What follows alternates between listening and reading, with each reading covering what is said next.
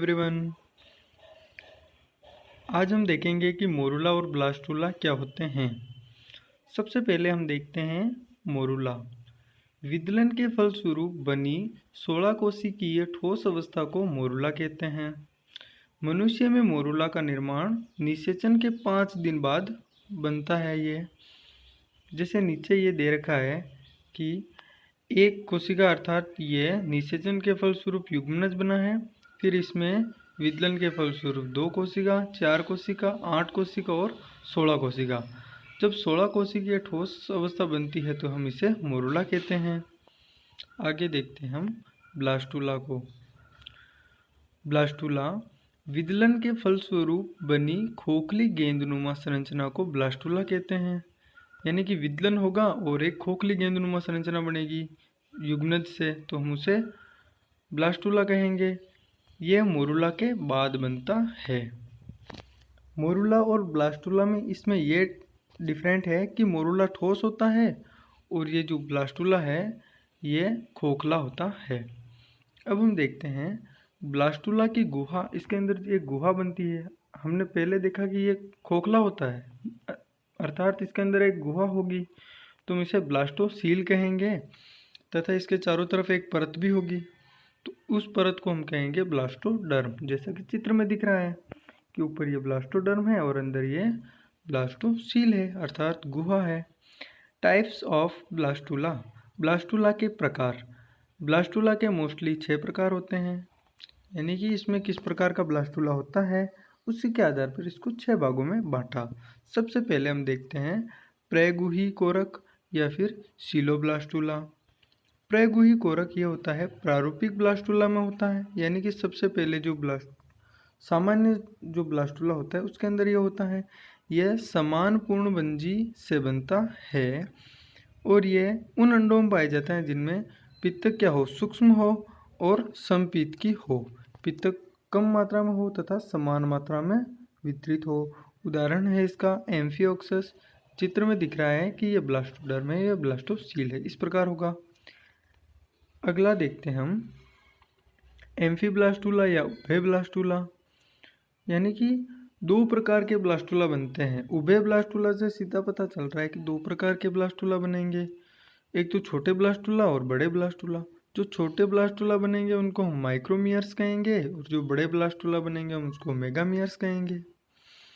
यह विदलन असमान पूर्णभंजी विदलन के फलस्वरूप बनता है। अगला वीडियो में आपको समान पूर्णभंजी और असमान पूर्णभंजी का वीडियो डाल दूंगा, जिससे आपको आसानी रहेगी ये क्या होता है। तथा यह मध्यम पीत की और गोलार्ध पीत की अंडों में होता है। इसका उदाहरण है उभयचर यानी कि मेंढक इसका उदाहरण है। ये देखो चित्र में छोटे माइक्रोमियर्स बने और बड़े मेगामियर्स बने, उसके अंदर ये गुहा है, ब्लास्टोसील हो गई।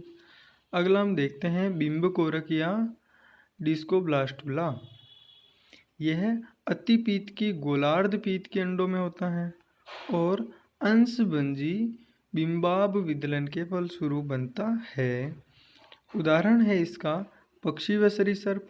अतिपीत की मतलब पित्तक क्या है, बहुत ज़्यादा है, और गोलार्ध पीत की पित्तक क्या है, गोले के अंदर है। इस प्रकार हमने पहले देखा कि भाई पित्तक के अंदर विदलन नहीं होता है, तो ये विदलन क्या होगा, कोशिका द्रव्य में होगा। जहाँ पर पित्तक नहीं है वहीं पर विदलन होगा।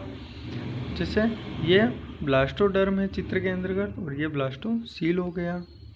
अगला हम देखते हैं कोरक पुट्टी या ब्लास्टोसिस्ट। यह इम्पोर्टेंट है। इम्पोर्टेंट क्यों है, क्योंकि यह मनुष्य में पाया जाता है। और पूछते हैं कि मनुष्य में किस प्रकार का ब्लास्टूला होता है, तो कोरक पुट्टी या ब्लास्टोसिस्ट प्रकार का होता है। इस प्रकार का ब्लास्टूला स्तनधारी में पाया जाता है। इसमें बाहर एक परत होती है, यानी कि जो कोरक है उसके बाहर एक परत का निर्माण होता है जिसे ट्रोपोब्लास्टूला कहते हैं, और अंदर सेल्स का, अंदर कोशिकाओं का एक पिंड होता है। जैसे ये दिख रहा है, यह आंतरिक कोशिकीय पिंड, यह ट्रोपोब्लास्ट, इसके चारों तरफ एक परत हो गई और यह अंदर ब्लास्टोसील हो गया, संकरी ब्लास्टोसील। अगला हम देखते हैं पेरीब्लास्टूला, या इसे सतही कोरक भी कहते हैं।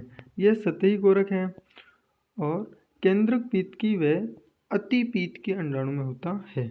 ये किस प्रकार के पित्तक में होगा?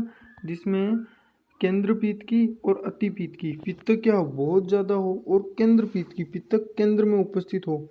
तो केंद्र में पित्तक होगा तो ब्लास्टो जो इसमें विदलन जो होगा वो उसके बाहर होगा। तो और इसके अंदर एक खास बात यह है कि इसके अंदर ब्लास्टोसील नहीं होता है, अर्थात इसके अंदर जो कोरक गुहा है उसका निर्माण नहीं होता है। उदाहरण इंसेक्टा वर्ग, जैसा चित्र में दिख रहा है, ये ऊपर ब्लास्टोडर्म है और इसके अंदर ब्लास्टोसील नहीं होता है। अगला और लास्ट हम देखते हैं स्टीरियोब्लास्टुला। इसमें कोरक खंड बड़े आकार के व संख्या में कम होते हैं। जब कोरक खंड बड़े आकार के होंगे तो कम संख्या में ही होंगे, ठीक है। इसमें एक संकरी और छोटी कोरक गुहा होती है, यानी कि ब्लास्टोसील क्या होती है? छोटी और संकरी होती है। उदाहरण एनिलिडा और नेरिज में होता है, यानी कि नेरिज जो है एनिलिडा में ही आता है। इस चित्र में देखना, ये संकरी कोरक गुहा हो गई ब्लास्टोसील, और ये कोरक खंड बड़े बड़े हैं और संख्या में कम है। Thank you.